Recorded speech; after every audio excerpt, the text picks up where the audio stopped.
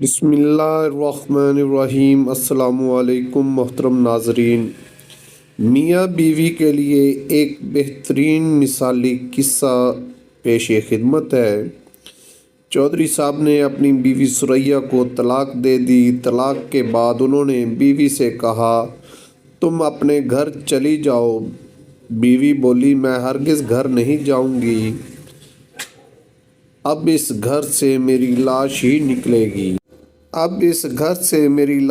نکلے گی۔ چودھری صاحب بولے، میں تمہیں طلاق دے چکا ہوں، اب مجھے تمہاری حاجت نہیں، چلی جاؤ میرے گھر سے۔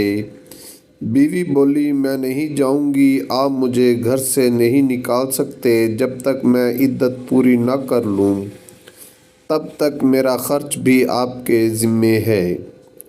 چودھری صاحب بولے، یہ تو ڈھٹائی ہے، جسارت ہے، بے شرمی ہے۔ بیوی بولی، آپ اللہ سے زیادہ ادب سکھانے والے تو نہیں ہیں، کیا آپ نے اللہ کا یہ فرمان نہیں پڑھا؟ ناظرین، یہ قرآن شریف کی چند آیات ہیں اور ان کا یہ ترجمہ ہے۔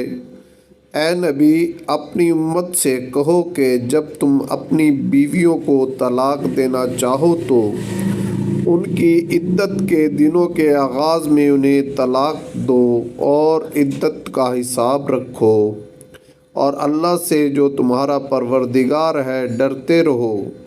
نہ تم انہیں ان کے گھر سے نکالو اور نہ وہ خود نکلیں۔ ہاں، یہ اور بات ہے کہ وہ کھلی برائی کر بیٹھیں۔ یہ اللہ کی مقرر کردہ حدیں ہیں۔ جو شخص اللہ کی حدوں سے آگے بڑھ جائے اس نے یقیناً اپنے اوپر ظلم کیا۔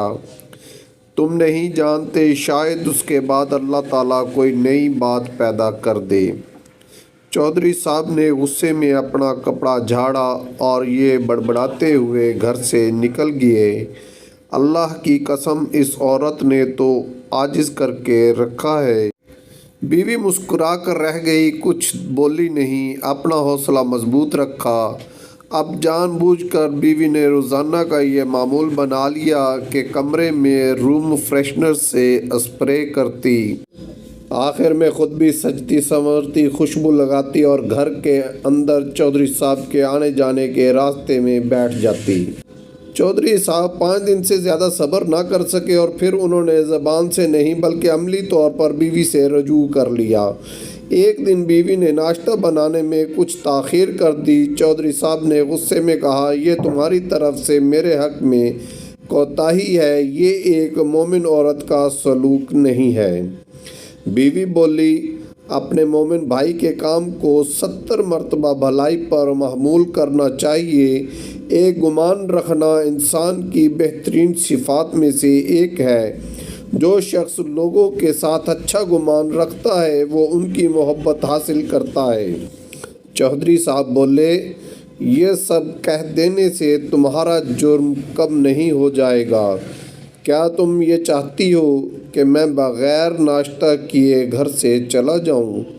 بیوی بولی، حقیقی مومن کی ایک صفت یہ بھی ہوتی ہے کہ اللہ تعالیٰ نے اس کی قسمت میں جو لکھا ہے اس پر قناعت کرے، اگرچہ تھوڑا ہی ہو۔ رسول اللہ صلی اللہ علیہ وسلم فرماتے ہیں، وہ شخص کامیاب ہو گیا جو اسلام لایا، اسے اس کی ضرورت کے بقدر روزی دی گئی اور اللہ نے اسے جو کچھ دیا اس پر قناعت کی بھی توفیق دی۔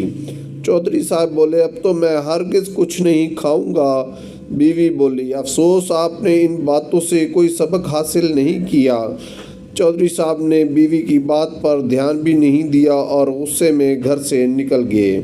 گھر لوٹنے کے بعد بھی انہوں نے بیوی سے کوئی بات چیت نہیں کی۔ رات میں انہوں نے بیوی کو بستر پر تنہا چھوڑ دیا اور خود بستر کے نیچے سوتے رہے۔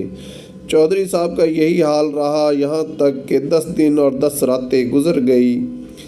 دن میں بیوی کھانا وغیرہ تیار کرتی اور سارے کام معمول کے مطابق کرتی۔ رات میں بیوی اپنے اوپری لباس اتار دیتی، میک اپ کرتی، خوشبو لگاتی اور بستر پر لیٹ جاتی، جان بوجھ کر شوہر سے کوئی بات نہ کرتی۔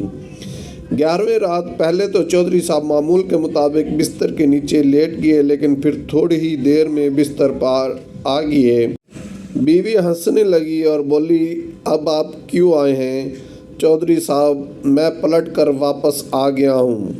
بیوی بولی لوگ پلٹتے ہیں تو اوپر سے نیچے جاتے ہیں، نیچے سے اوپر تو نہیں جاتے۔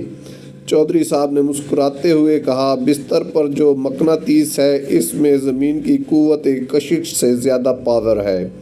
پھر چودھری صاحب نے مسرت آمیز لہجے میں کہا ثریا اگر دنیا کی ساری عورتیں تمہاری طرح ہو جائیں تو کوئی مرد اپنی بیوی کو کبھی طلاق نہ دے اور گھروں کے سارے مسائل ختم ہو جائیں۔ اللہ کے رسول صلی اللہ علیہ وسلم نے سچ فرمایا جو عورت اپنے شوہر کی بدسلوکی پر صبر کرتی ہے اللہ اسے آسیہ بنت مزاحم کے جیسا اجر دیتا ہے۔ اے ثریا تم اللہ کی اطاعت کے کاموں میں میری بہترین مددگار ہو، اللہ تمہیں میری طرف سے جزائے خیر دے اور کبھی ہمیں جدا نہ کرے۔ اس طرح سنجیدگی غصے پر غالب آ جاتی ہے۔ اس پیغام کو نشر کر کے خانگی بیداری میں آپ بھی حصہ لیجیے۔ ثریا کے اندر معاشرتی امور میں جذبات کے صحیح استعمال کا ہنر موجود تھا۔